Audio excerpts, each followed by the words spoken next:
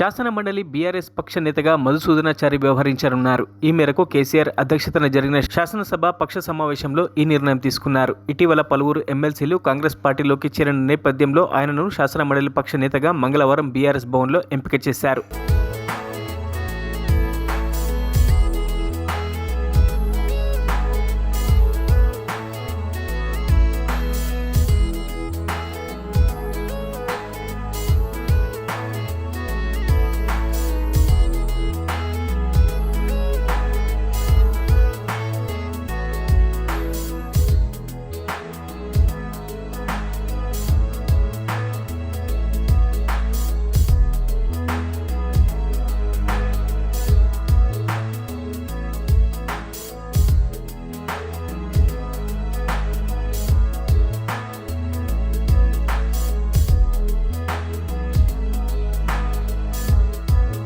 మరిన్ని అప్డేట్స్ కోసం మా ఛానల్ని సబ్స్క్రైబ్ చేయండి.